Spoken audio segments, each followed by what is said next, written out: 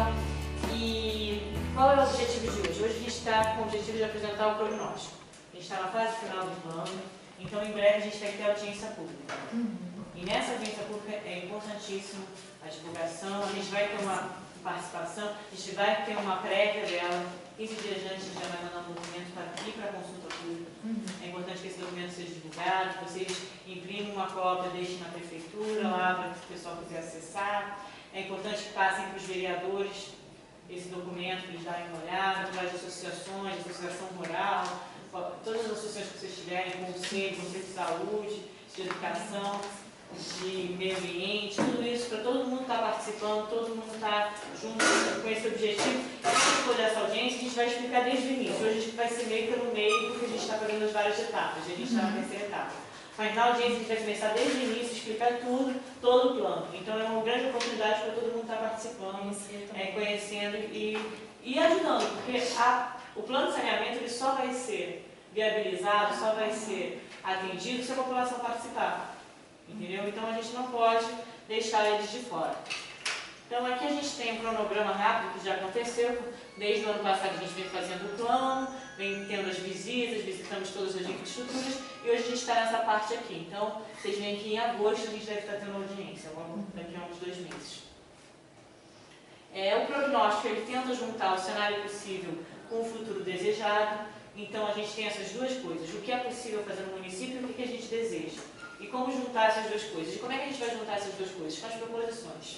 E é isso que a gente vem aqui hoje conversar um pouco com você. A solução condizente com a característica locais é uma das condições para a gente fazer essas proposições. Não adianta a gente imaginar coisas mirabolantes que não funcionam no local. Tem que fazer coisas que sejam condizentes com a cultura, com o conhecimento, com base de vocês. E para isso a gente tem todo um estudo, toda uma relação que foi feita no passado de caracterização, de diagnóstico, e agora a gente vai chegar nas proposições que vão chegar daqui a 25 anos como estará o saneamento. É isso o nosso foco, chegar em 25 anos no nosso planejamento. E para isso o que a gente fez? A gente fez o estudo populacional, que é esse primeiro ponto. A gente fez a parte de cenários de saneamento, a gente imaginou como é que seria o desenvolvimento da cidade em volta.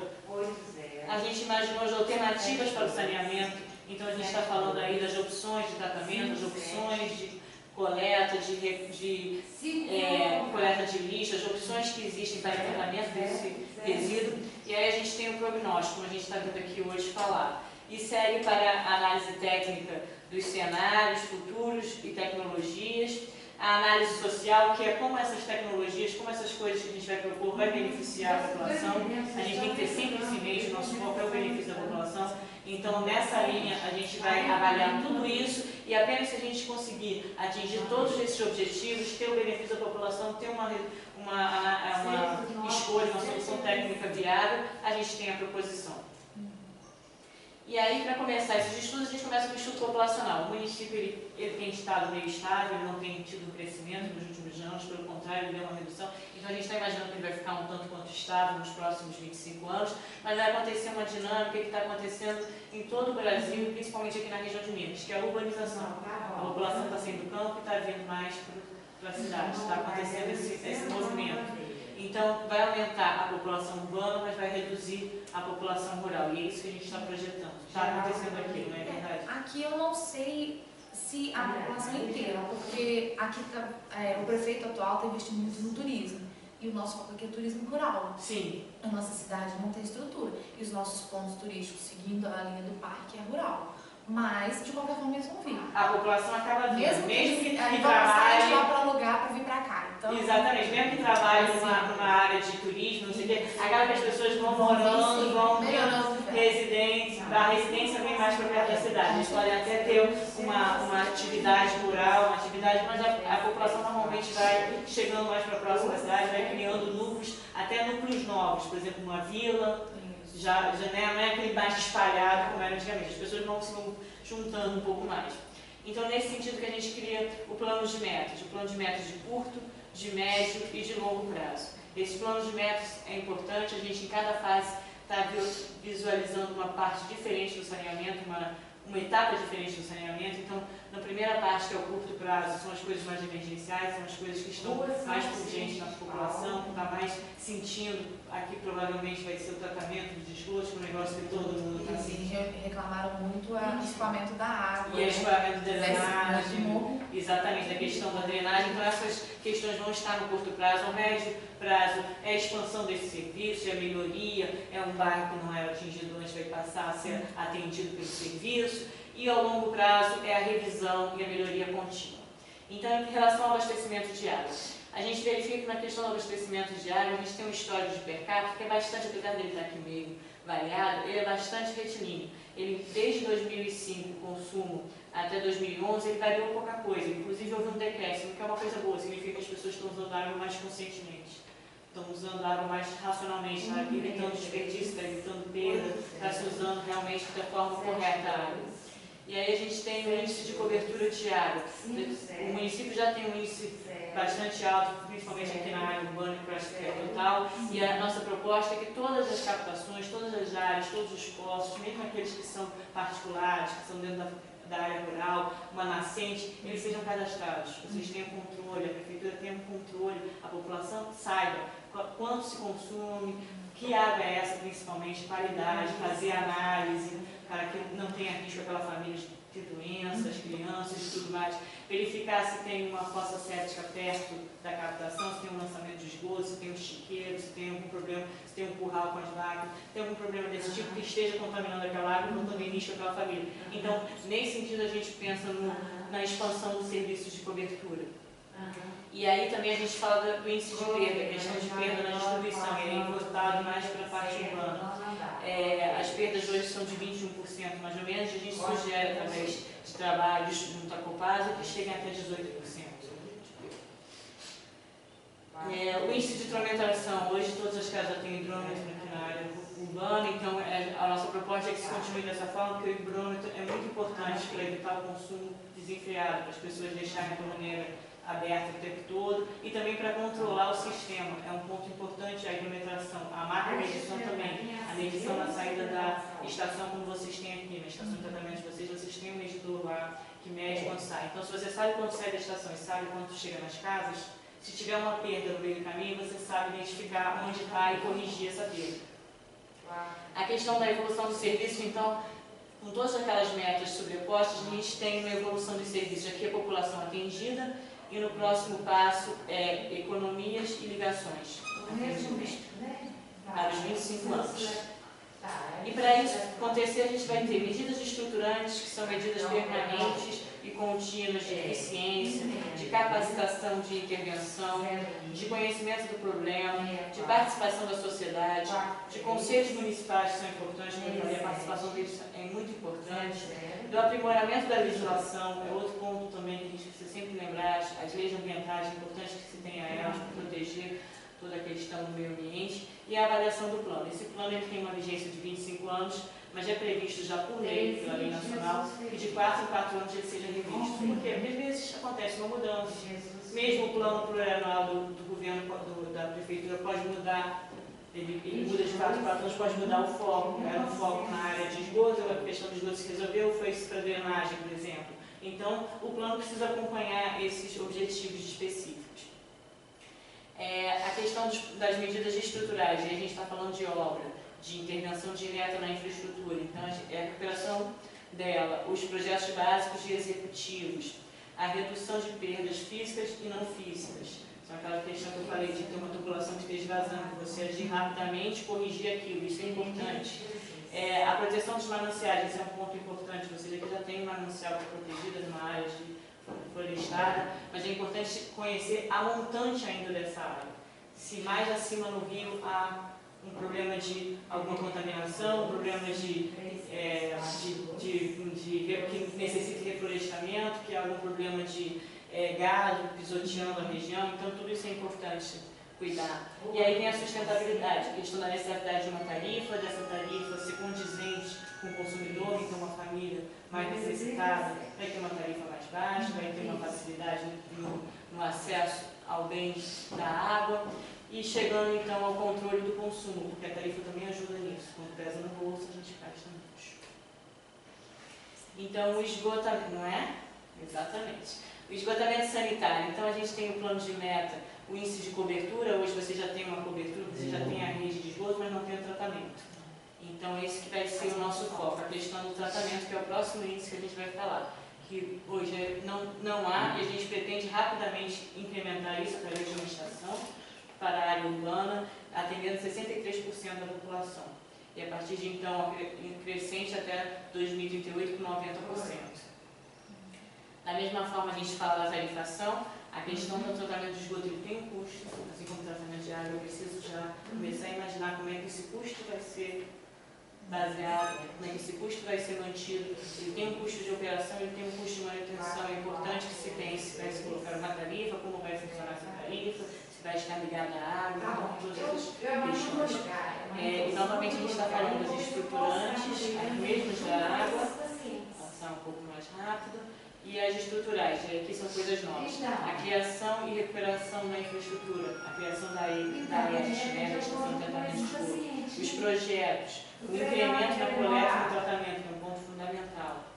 E a proteção dos cursos d'água, que é o objetivo final do esgotamento sanitário, a gente proteger os cursos d'água, proteger a população, né, nos casos. Então, a gente, dentro do nosso trabalho, desse que vai ver em julho, provavelmente, ele vem com uma série de alternativas ao tratamento de esgoto, algumas indicadas para uma região, outras indicadas para outra, algumas para a área urbana, outras, mas todas são soluções possíveis. Está apresentado, elas estão com as vantagens, as desvantagens, um comparativo. Então é interessante porque não é a gente, né, a gente como consultora, que estamos elaborando o plano junto com vocês, não é a gente que vai decidir qual é a solução de vocês, vem de vocês. A gente vai dar todas as ferramentas, todas as formas para vocês escolherem. É esse o nosso objetivo. Então, aqui mais algumas opções para a cidade, um reator anaeróbico para a área rural, uma fossa filtro, as fossas sépticas, de todas essas questões das lagoas. E aí, novamente, a gente fala da questão da tarifa, como eu falei na questão da meta. E agora a gente vai para a drenagem de águas pluviais. Na questão da drenagem pluviais tem 3 pontos importantes. A questão da ocupação do solo, para onde a cidade vai crescer e como ela vai crescer. Tem que ser ordenado, tem que ser controlado, tem que se saber. A questão da pavimentação é um ponto importante, porque a pavimentação evita a infiltração e prejudica a drenagem, aumenta o volume de água. A questão da arborização, principalmente nos morros em volta da cidade, é importante que eles sejam arborizados para a água não toda vir escurrada, como é.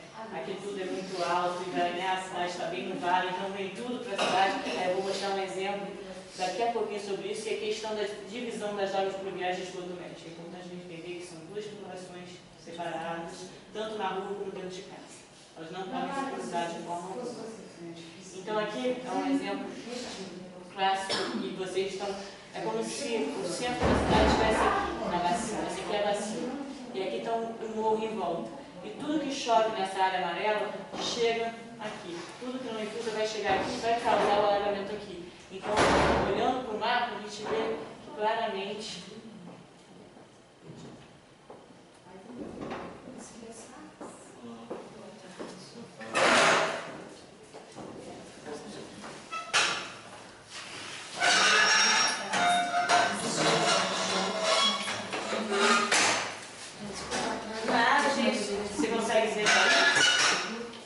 Todo mundo está conseguindo ver? Não está tendo reflexo, não? Então, tá bom. Aqui a gente tem um mapa, por exemplo, dos riscos de inundação. Então, a gente fez, através da ocupação do solo e da declividade, que foi levantada aqui na região, a gente fez um mapa de risco de potencial de inundação. E, da mesma forma, a gente fez um potencial de movimento de massa. Então, vocês veem que as partes vermelhas são as de maior risco, as amarelas de médio e as verdes de baixo. Na questão da drenagem, a gente fala muito das medidas estruturantes. Então, a gente tem a cooperação intermunicipal. Por quê? Porque as bacias, elas ultrapassam o limite dos municípios. Os rios ultrapassam o limite do município. Então, o que acontece no município vizinho, o que chove lá acaba chegando aqui, e o que acontece aqui acaba chegando mais abaixo no rio. Então, é importante essa relação, esse trabalho conjunto entre os municípios. É importante o incentivo ao reflorestamento, principalmente nas cabeceiras, nas partes próximas da cidade e nas partes da montanha da cidade, aquela bacia amarela que eu mostrei no outro mapa. O que chove ali chega na cidade e vai atrapalhar. E se tiver lá árvore, se tiver lá vegetação para segurar essa água infiltra, vai para dentro da terra e não prejudica a cidade. Então é importante o reflorestamento dessas áreas. A educação ambiental, a questão do lixo no rio, a questão do lixo no córrego é um ponto importante, porque isso cria barreiras. E a barreira vai segurar a água e vai causar problemas de inundação. Capacitação. E aqui a gente mostra alguns exemplos de áreas que fizeram ações específicas para o rio. Então, em volta do rio, esse é um rio, aqui tem as residências, os prédios que as pessoas moram, eles fizeram um grande parque que pode ser alagado. Eu vou mostrar outro exemplo aqui. Esse aqui é o rio em Goiás. E aqui é um parque, tem área de atletismo, tem área de ginástica, tem área de recreação, tem área de lazer, e durante as chuvas isso tudo alaga. Tudo é feito para poder ficar submerso, para poder ficar embaixo d'água. E aí a água cobre, mas não atinge as casas, fica nessa região, nesse parque. E quando desce o rio, quando a água começa a descer, o parque volta a funcionar normalmente. Então, isso é um tipo de solução possível. A gente sempre fala do problema da canalização dos rios. Antigamente a engenharia mesmo pregava que a canalização era a solução de drenagem, para fazer taludes no rio e deixar ele correr o mais rápido possível, retificar ele, fazer ele em linha reta. E hoje a gente já sabe que não é a melhor solução para drenagem, porque ele só transfere o problema um pouquinho mais para baixo. Ele não resolve o problema, ele só transfere. Então você vai ter um alagamento em outro ponto. Você vai ter um problema logo à frente. O ideal é você renaturalizar quando possível. Obviamente, se você tiver casas aqui em volta, já fica mais difícil. Mas se for uma área aberta, o ideal é você deixar o rio ser natural, até voltar natural. Se você deixar, se você não ficar, se você abrir aqui, ele começa a fazer esse trabalho. E aí você planta as árvores e aí o rio não assoreia, que nem normalmente acontece. Por quê? Porque a terra não vai, no assoreamento do rio, o rio se mantém normalmente naquela várzea dele. E essa é uma das situações ideais. Aqui a gente mostra exatamente o que eu estava falando do reflorestamento. Vocês veem, aqui tem a área urbana e aqui tem esse morro. E esse morro quase não tem árvore nenhuma. Vocês estão vendo aqui em cima? Consegue ver? Deixa eu virar para você. Consegue? Tem aqui um morro, não tem árvore nenhuma. E o que a gente propõe? A gente propõe aqui encher de árvore. Tá? Um monte de árvore aqui, porque essas árvores vão segurar a água. A água que chove ali vai segurar nas raízes, vai se segurar nas folhas, vai infiltrar, vai ajudar o lençol freático, vai abastecer o lençol freático, vai ter mais água nos poços de entorno. Quem tiver a captação de água de poço vai ajudar. Também tem as questões de barragens, não sei se vocês já ouviram falar desse programa. É um programa interessante para segurar a água em áreas de campo, em áreas rurais. Você cria as barragens, ela segura a água infiltra e não cria problema de drenagem, não cria enchente, não cria alagamento. A água fica dentro da terra e dentro do município. E da mesma forma dentro da cidade, a gente recomenda áreas verdes, sempre que possível, jardins, terra, grama, para poder absorver a água. Nas casas, existe a opção de você ter uma cisterna, você ter uma caixa d'água que capte a água da chuva, que possa aproveitar essa água da chuva, possa usar para a horta, para o jardim, para a lavagem do piso. Não é uma água potável, não pode ser bebida diretamente, mas sem um tratamento específico. Mas pode ser usada para um monte de outras coisas do nosso dia a dia, que economiza o seu consumo de água, porque você está aproveitando a água da chuva, e ajuda a drenagem, porque essa água não está indo para a tubulação, não está enchendo a rua, não está prejudicando o sistema. Aí nós temos a sustentabilidade, e a gente fala da taxa, às vezes a taxa pode ser usada exatamente para estimular o que eu estava falando antes, do uso do aproveitamento da água de chuva. Se você for colocar uma taxa e disser que quem fizer o aproveitamento não paga a taxa, muita gente vai aderir, muita gente vai começar a aproveitar.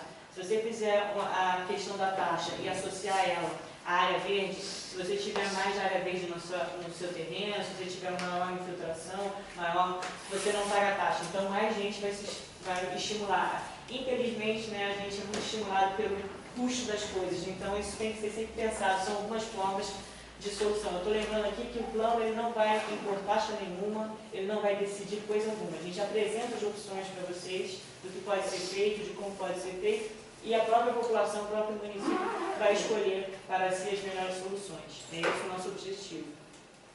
Então aqui são ações já extremas, né, de um alagamento, de uma inundação, então é necessário ter uma defesa civil, é necessário ter um sistema de emergência para essas situações extremas, porque nenhum sistema de drenagem é infalível. Infelizmente a gente não consegue, Um evento extremo pode sempre acontecer, então é preciso estar preparado para ele. A questão dos resíduos sólidos. Hoje esta é a realidade do município. Vocês têm a coleta através do caminhão e um aterro controlado perto da usina de triagem e compostagem, certo? Que estava até desativado na época que eu fui lá, não sei se já ativaram. Tinha uma separação do material do que era recolhido das casas. Tem separação? Tinha uma prévia, sim, mas não uma área. Era um serviço que era feito, tinha uns catadores, que eu até me lembro que eu fui nesse aterro, então por isso que eu me lembro bem. Tinha um caminhão lá que ele pegava material. Então a gente verificou que tinha essa situação e a gente vai propor algumas melhorias para isso. Na questão dos resíduos de saúde, a coleta e o aterramento específico ele tem que ser feito, aqui a gente está exatamente nas estruturas, ele tem que ser separado, ele tem que ser recolhido e ele tem que ser manejado, tratado e destinado de forma separada porque ele é contaminante. Então isso está sendo feito de forma correta dessa forma. A gente imaginou 2 cenários para a questão dos resíduos sólidos. Um cenário que é o otimista, em que a gente gera menos lixo. Por que a gente geraria menos lixo? Porque lixo custa. Custa para coletar, custa para tratar, custa para produzir. Ele há um custo, é um consumo que a gente simplesmente vai jogar fora. Então, é importante que a gente tenha essa noção que tem que reduzir o consumo e a geração de lixo. Não necessariamente evitar o consumo, mas que o consumo seja consciente. Você pode manter o mesmo consumo gerando menos lixo, isso é importante. Então, nesses 2 cenários, a gente tem isso. Aqui com menos geração de lixo e aqui com mais geração. E aí, no final do plano, aos 25 anos que a gente está imaginando, esse aqui, o segundo cenário, ele gera 50% a mais de lixo do que o primeiro. Então, é 50% a mais de tudo. De coleta, de tratamento, de destinação, 50% a mais de custo. Então é importante a gente sempre ter isso em mente. Nesse documento que eu estava falando que vai ser entregue e distribuído, tem as várias alternativas tecnológicas, desde a coleta seletiva, a gente vai falar um pouquinho dela a seguir, a questão do transbordo, a questão da estação de transferência, a usina de triagem, a compostagem, a incineração e autoclave, que são soluções para resíduos de saúde. A questão do entulho, o entulho é importante. Às vezes a gente acha que o entulho é um lixo como outro qualquer, e não é. O entulho ele é inerte. Ele não polui o ambiente, ele não tem essa característica. Então, ele pode ser reaproveitado diretamente. Você pode pegar um entulho, triturar e usar para fazer estrada, para fazer tijolo, para fazer concreto. Ele pode ser utilizado de outras formas. Então, não compensa misturar ele diretamente ao lixo, porque aí ele não pode mais ser aproveitado. Mas se você tiver ele separado, você pode aproveitá-lo. O fim do aterro controlado, isso é um ponto importante. Vocês aqui têm um aterro controlado e tem uma lei nacional vai proibir os aterros controlados a partir de agosto de 2014. Vai precisar tudo ir para um aterro sanitário e não é todo o resíduo, que se diga de passagem. Só os rejetos vão poder ir ao aterro sanitário. O que significa que antes, e aí eu vou mostrar a próxima opção, você vai ter que fazer a compostagem, que é essa opção aqui, uma compostagem doméstica, até esse exemplo aqui que a gente trouxe, a compostagem do material orgânico.